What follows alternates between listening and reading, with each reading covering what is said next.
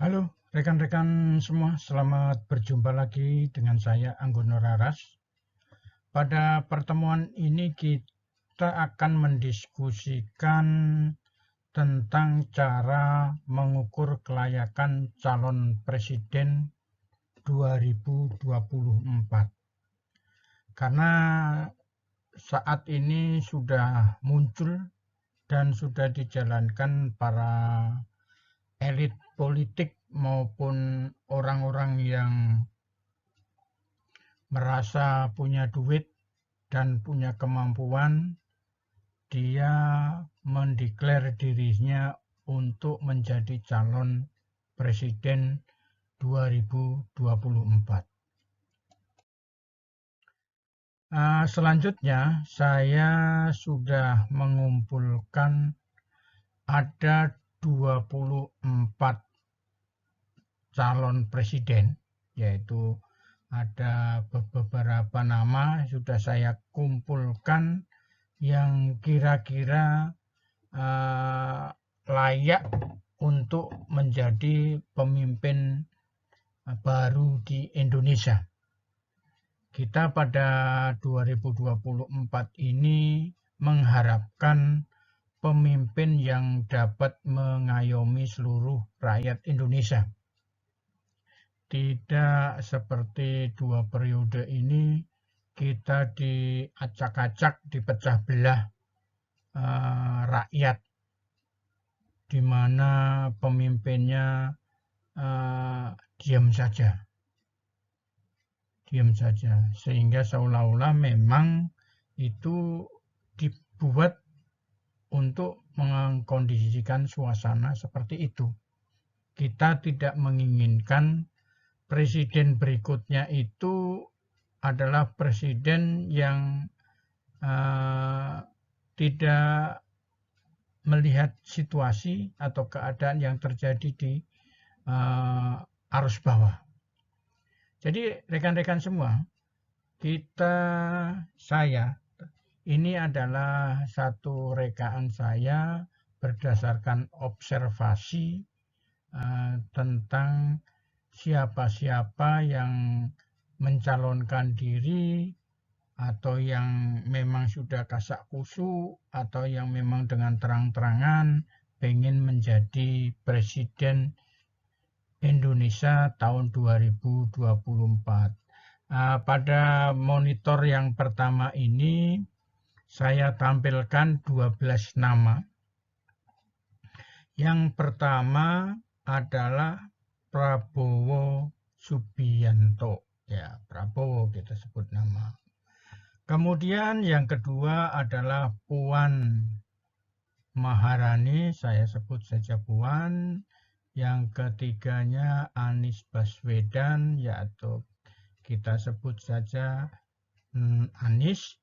Dan yang keempat adalah Khofifah Indar Parawangsa, atau saya sebut di sini Khofifah. Dia mendapatkan saya nomor urut dari saya nomor 4. Kemudian AHY atau Agus Harimurti Yudhoyono, di sini saya singkat dengan AHY.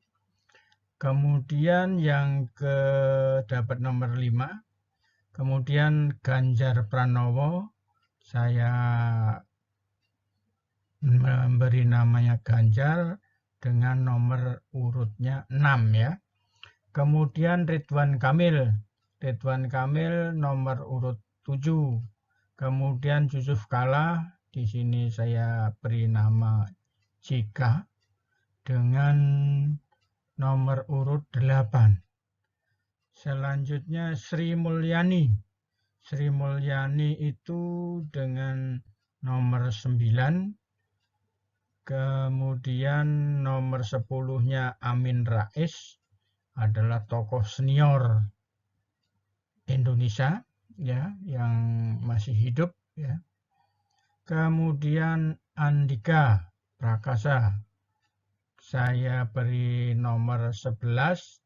Kemudian Sandiaga Uno atau Sandiaga, saya beri nomor 12.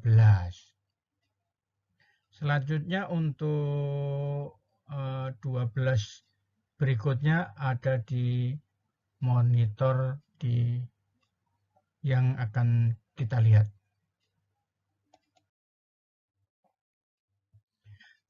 Jadi saya akan coba membahas 12 orang pertama ini satu-satu.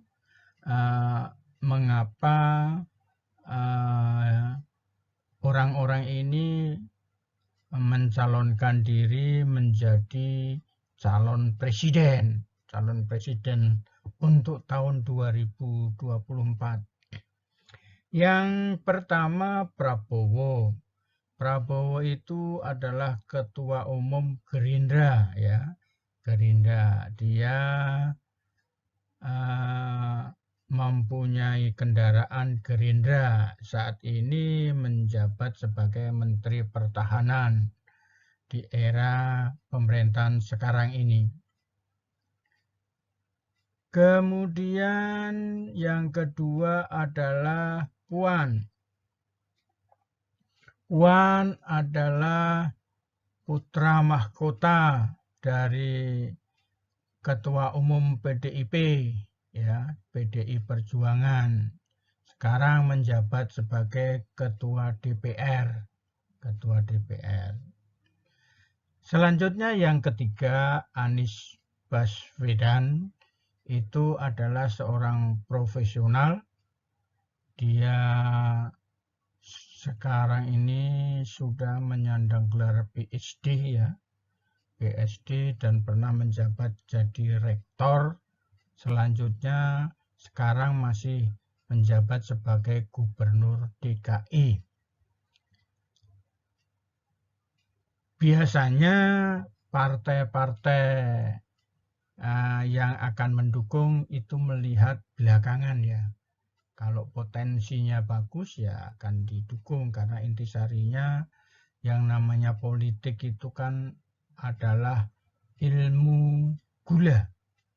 Ada gula, ada semut, ya kan. Kemudian yang keempat, Khofifah.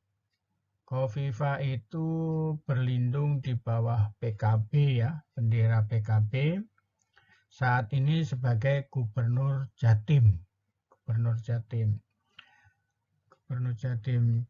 Posisi dia sebagai Gubernur Jatim itu tentunya dia sudah mempunyai basis pemilih, ya, mempunyai basis pemilih. Jadi tidak boleh dianggap enteng Khofifah ini.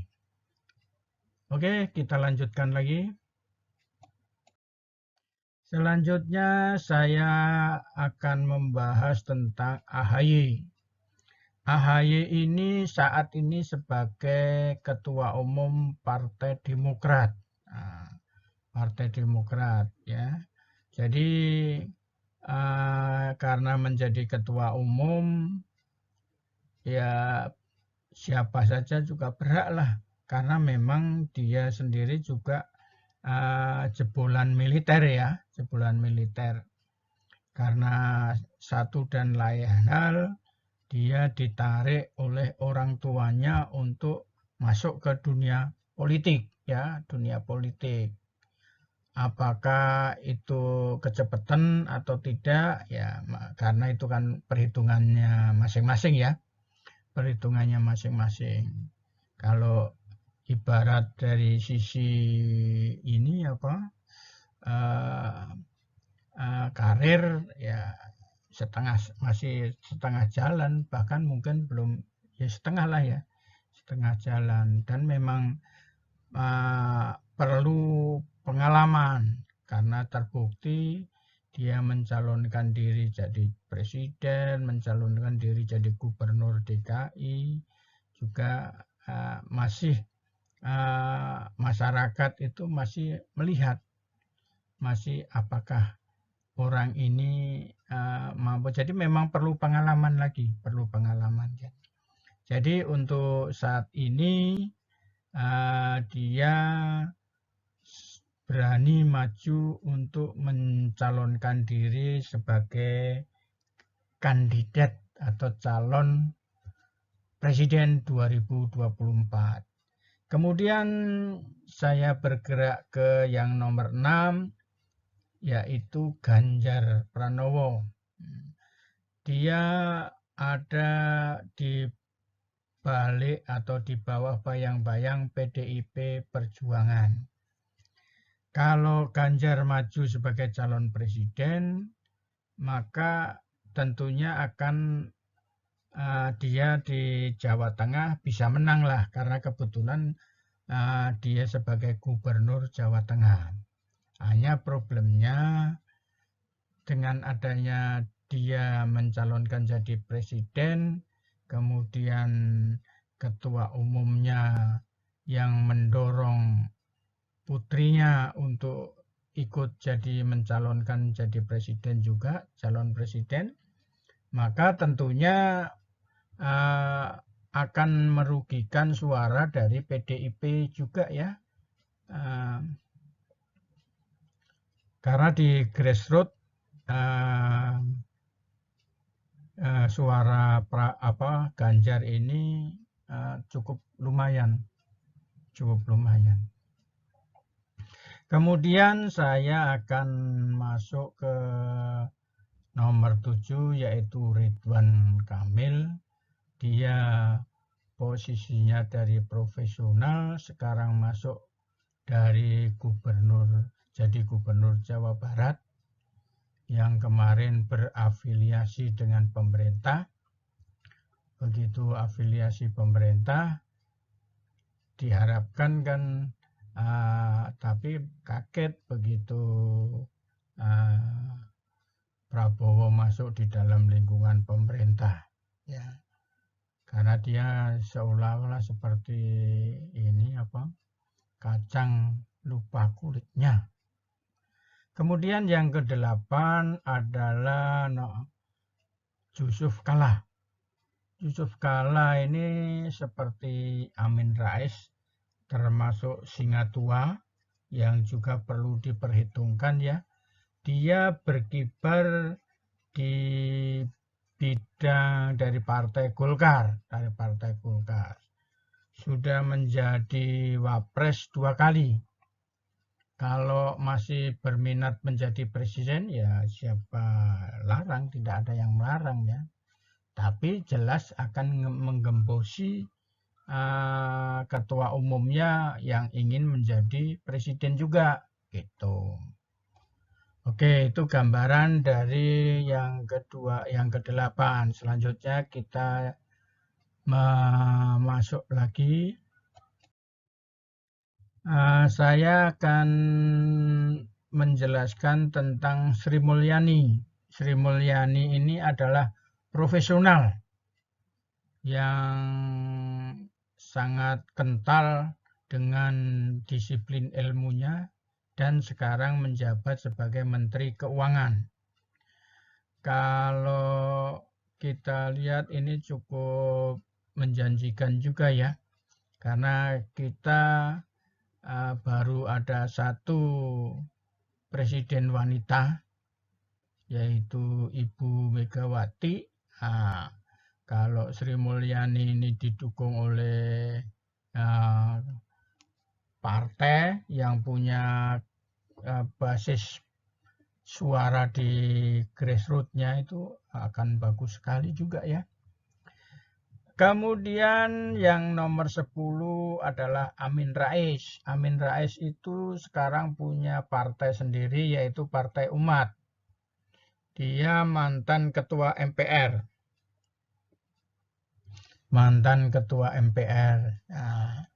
Bisa diperhitungkan pula ya untuk Amin Rais ini. Beliau ini kan beberapa waktu yang lalu juga mencalonkan diri jadi presiden, tapi belum beruntung. Mudah-mudahan pada 2024 ini bisa beruntung menjadi partai yang mengusung dia untuk menjadi seorang presiden, karena di tetangga sendiri kan juga bisa Mahathir Muhammad itu yang sudah senior bisa menjadi presiden. Tapi bagaimanapun juga umur itu juga berpengaruh terhadap kinerja seseorang. Baik, kemudian saya masuk ke nomor 11 yaitu Andika Prakasa. Di sini beliau ini adalah profesional ya, profesional. Tidak membawa partai atau apa, tapi begitu prestasinya nanti muncul kan di gerbong dia kan akan banyak. Saat ini beliau ini adalah Panglima TNI. Panglima TNI.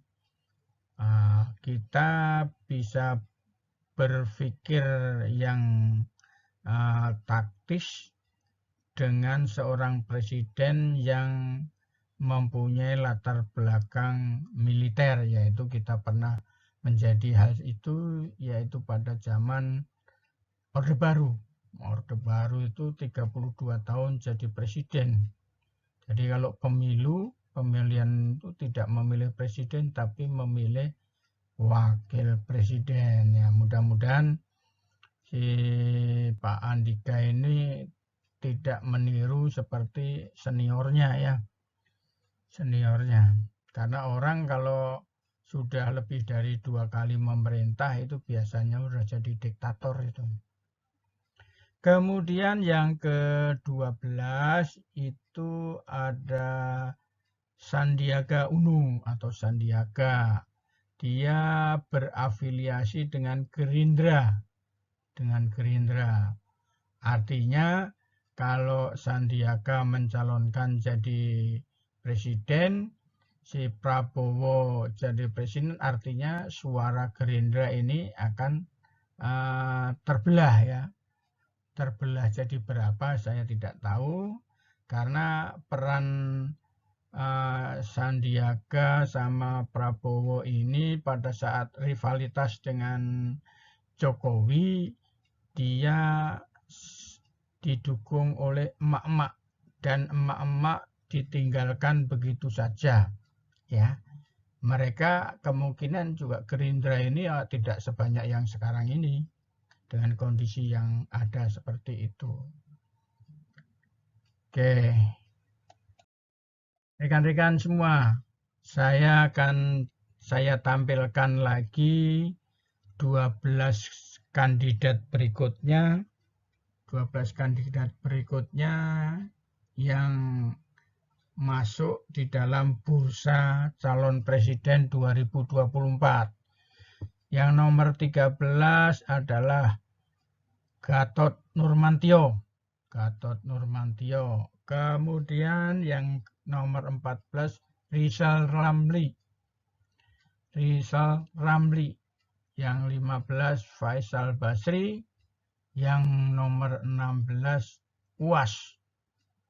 Saya menyebut UAS, mudah-mudahan orang udah tahu ya, namanya Ustadz Abdul Somad. Ternyata Ustadz Abdul Somad ini dalam pemilihan calon presiden 24 ikut di dalam satu pemikiran masyarakat ya. Pemikiran masyarakat untuk sebagai Presiden RI yang ke-2024. Kemudian Muhaimin Iskandar nomor 17. Kemudian yang nomor 18 Syauqi. Yang ke-19 Erick Thohir. Kemudian yang nomor 20 Hartarto. Selanjutnya nomor 21 Tri Risma Harini. Kemudian yang nomor 22 Tito Karnavian. Kemudian yang nomor 23 itu Giring Ganesa. Dan yang ke-24 adalah Ahok atau Basuki Cahayapurnama. Jadi ini 12 kandidat presiden berikutnya.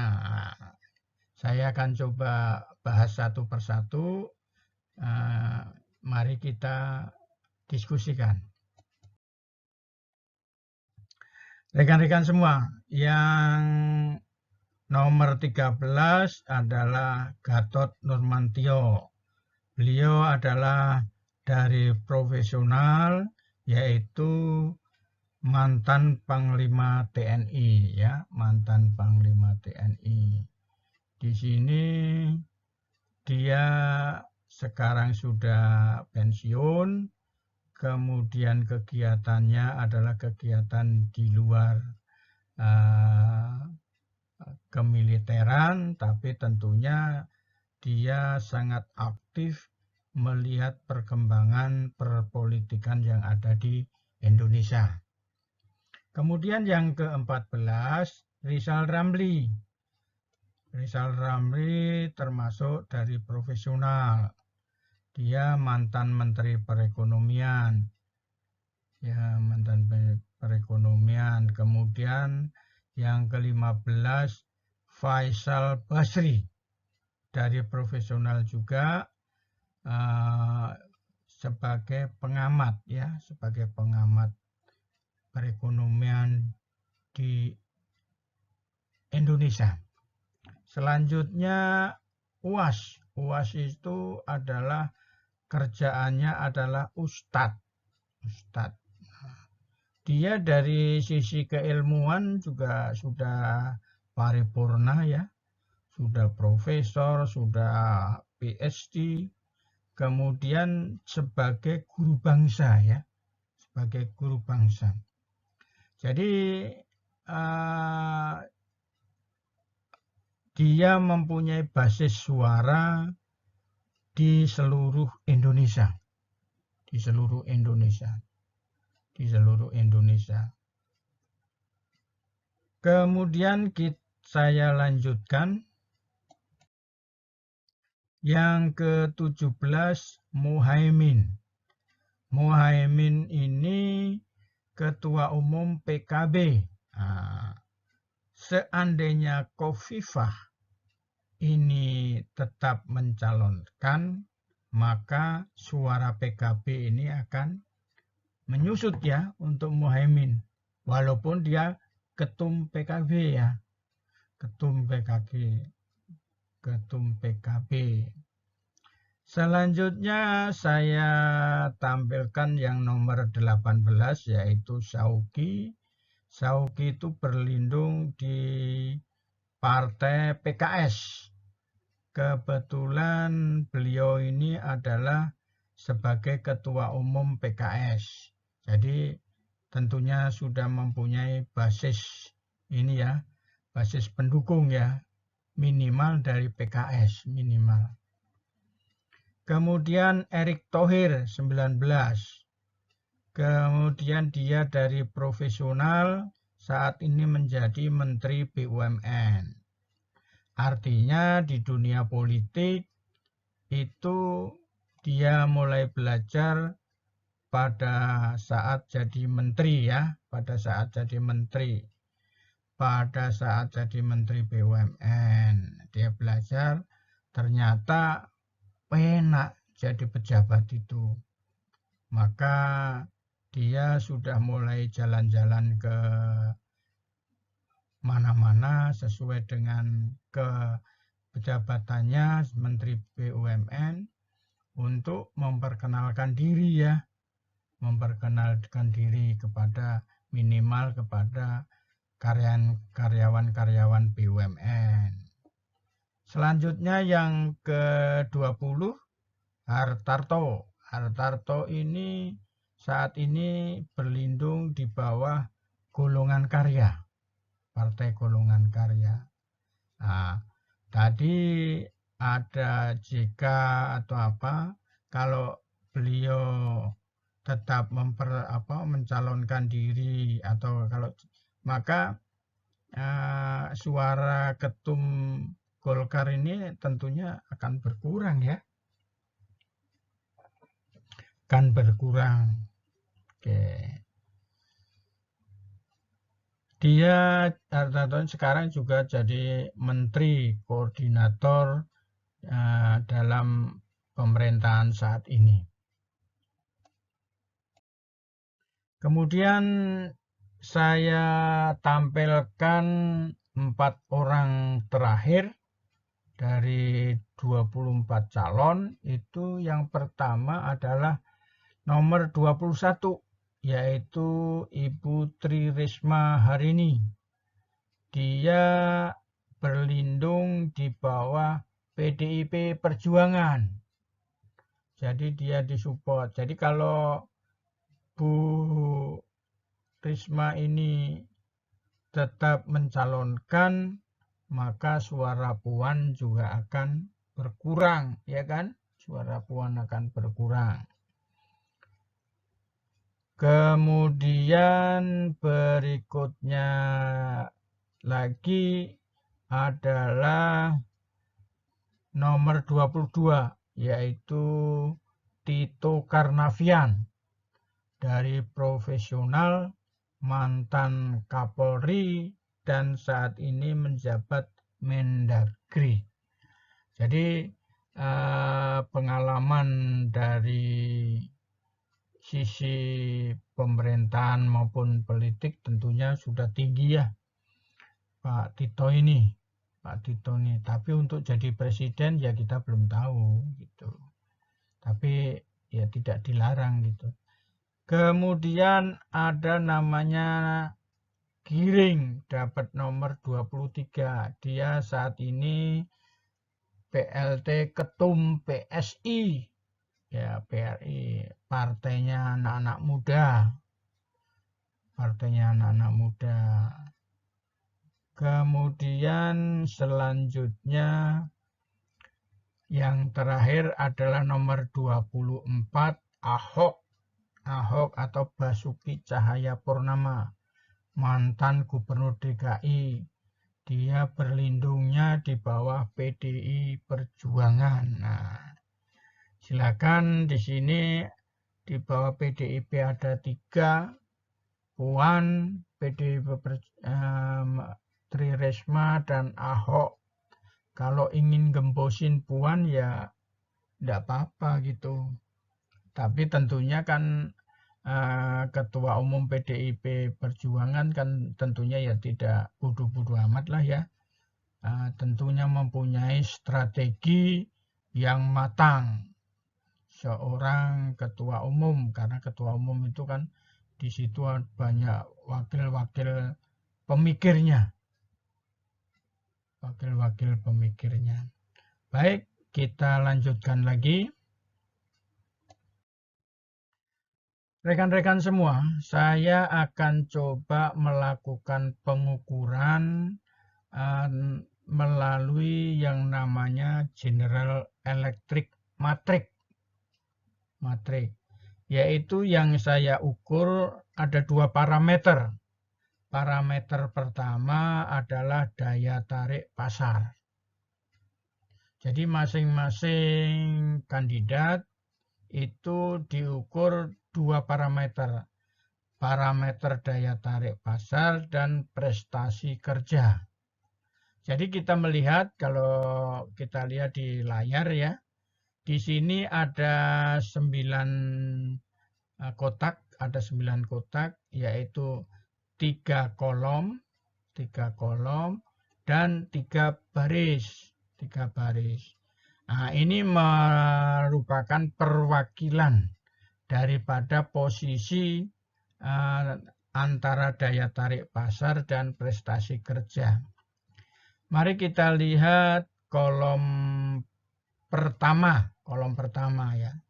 Kolom pertama ini disebut kolom untuk prestasi kerja, itu levelnya high atau tinggi.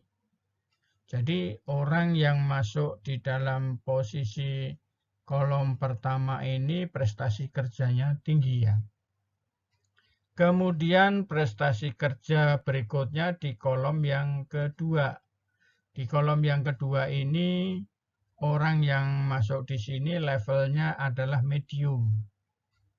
Kemudian ada yang kolom ketiga itu adalah low. Jadi prestasi kerjanya rendah, ya. Kemudian daya tarik pasar. Daya tarik pasar ini terkait dengan yang horizontal, ya. Kotak-kotak yang horizontal, ya. Yang paling bawah itu low, tengah medium, yang paling atas itu high. Jadi daya tarik pasarnya tinggi.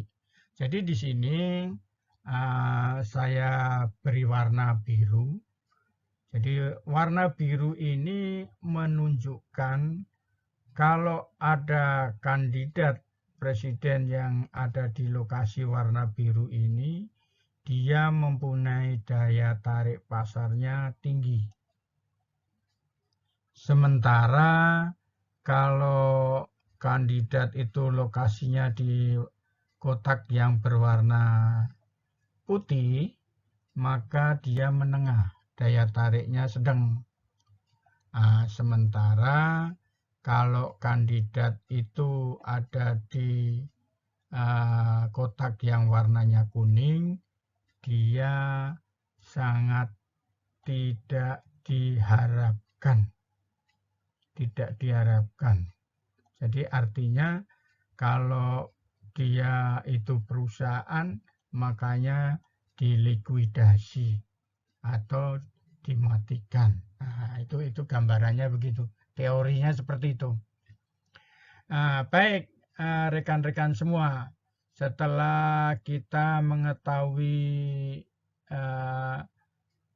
bagaimana konsep melakukan pengukuran para kandidat tadi dengan menggunakan General Electric Matrix atau GE Matrix, maka di sini pada halaman berikut sudah saya plot orang-orang yang berhak di posisi biru, putih maupun kuning.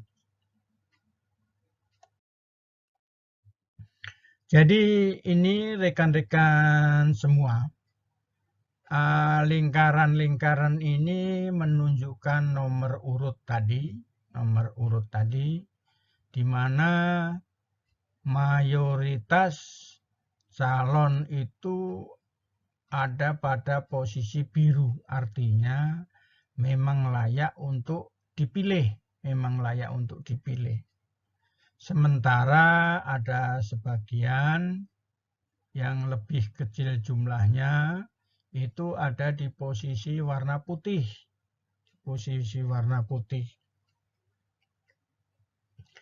Begitu pula ada satu yang nyempil di posisi warna kuning.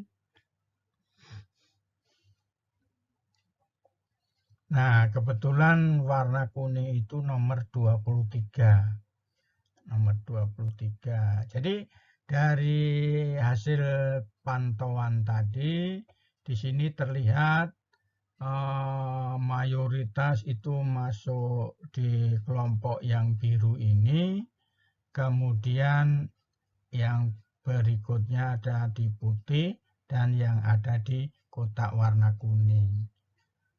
Supaya kita melihat yang lebih jelas, ini kita lihat inilah urutannya yang ada dari posisi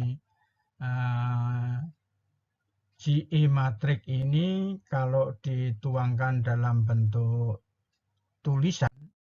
Ini rekomendasi capaian siapa-siapa yang nilai jualnya dari dua parameter tadi, yaitu daya tarik pasar dan kinerja.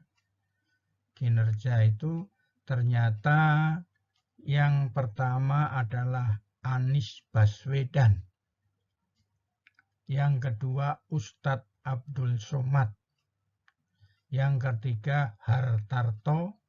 Yang keempat Ganjar. Yang kelima Andika. Yang keenam Yusuf Kala, yang ketujuh Ridwan Kamil, yang kedelapan Prabowo, yang kesembilan Sandiaga, yang ke-10 Sri Mulyani, yang ke-11 Khofifah, yang ke-12 Amin Rais, yang ke-13 AHY, yang ke-14 Faisal Basri, yang ke-15 Muhaimin, yang ke-16 Rizal Ramli, yang ke-17 Gatot Nurmantio, yang ke-18 Syauqi, kemudian yang ke-19 Puan, yang ke-20 Ahok, yang ke-21 Tito Karnavian, yang ke-22 Tri Risma Harini, yang ke-23 Erick Thohir, dan yang ke-24 Giring. Nah, ini jadi ini 2 parameter saja ya, 2 parameter. Tetapi di dalam prakteknya itu kan yang namanya Pilpres ini kan semuanya bisa bermain ya. Ada yang main serangan fajar, ada yang serangan malam, ada yang segala macam taktik, strategi digunakan. Tetapi ini gambaran secara teoritis, akademis. Nah, seperti itu gambarannya. Mudah-mudahan diskusi ini bermanfaat. Siapa tahu nanti ada perkembangan berikutnya akan kita diskusikan lagi. Terima kasih. Wassalamualaikum warahmatullahi wabarakatuh.